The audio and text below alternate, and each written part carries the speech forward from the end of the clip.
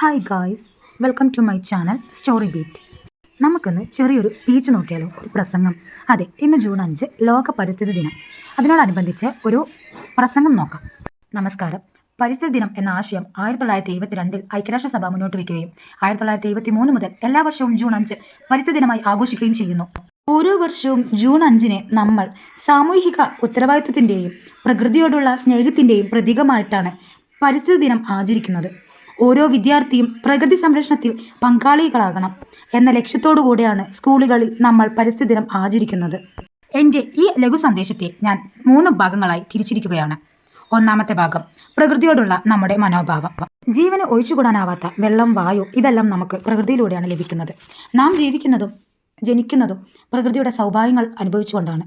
എന്നാൽ നിർഭാഗ്യവശാൽ നമ്മുടെ ഇന്നത്തെ ജീവിത രീതികൾ പ്രകൃതിയെ നശിപ്പിച്ചുകൊണ്ടിരിക്കുകയാണ്. വനനശീകരണം, ജലചൂഷണം, പ്ലാസ്റ്റിക് മാലിന്യങ്ങൾ എന്നിങ്ങനെ പല പ്രവൃത്തിയിലൂടെ പ്രകൃതിയുടെ ഹൃദയമാണ് നാം വെട്ടിമുറിച്ചുകൊണ്ടിരിക്കുന്നത്. വികസനത്തിന്റെ പേരിൽ കൃത്യമായ പഠനങ്ങളില്ലാതെ ധാരാളമായി കുന്നുകളും മലകളും ഇടിച്ചു നിരത്തിയും പാടങ്ങൾ നികത്തിയും നാം പ്രകൃതിയെ നശിപ്പിക്കുന്നു.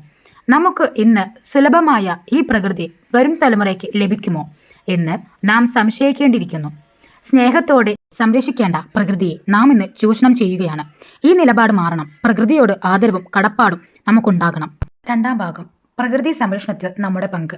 യുവജനങ്ങളുടെ കയ്യിലാണ് ഭാവി എന്ന് പറയുന്നത് നമ്മൾ കേട്ടിട്ടുണ്ടല്ലോ. അത് സത്യമാണ്.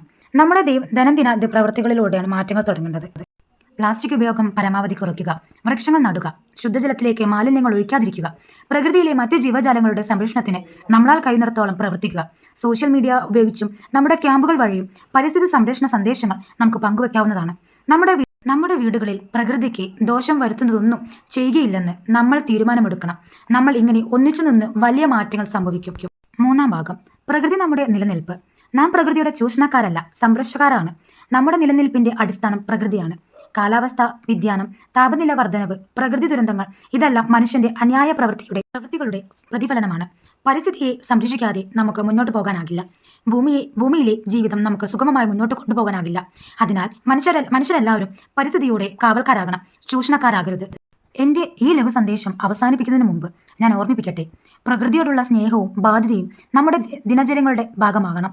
ജൂൺ 5 പരിസ്ഥിതി ദിനം ആചരിക്കുക മാത്രമല്ല, ജീവിതപര്യന്തം അതിൻ്റെ സന്ദേശം ഉൾക്കൊള്ളുകയും ചെയ്യണം. അപ്പോൾ മാത്രമേ ഭാവിയിലും ശുദ്ധമായ ശ്വാസം നമുക്ക് എടുക്കാനാവൂ. ഇത്രയും പറഞ്ഞുകൊണ്ട് ഞാൻ എൻ്റെ വാക്കുകൾ നിർത്തുന്നു. നന്ദി, നമസ്കാരം.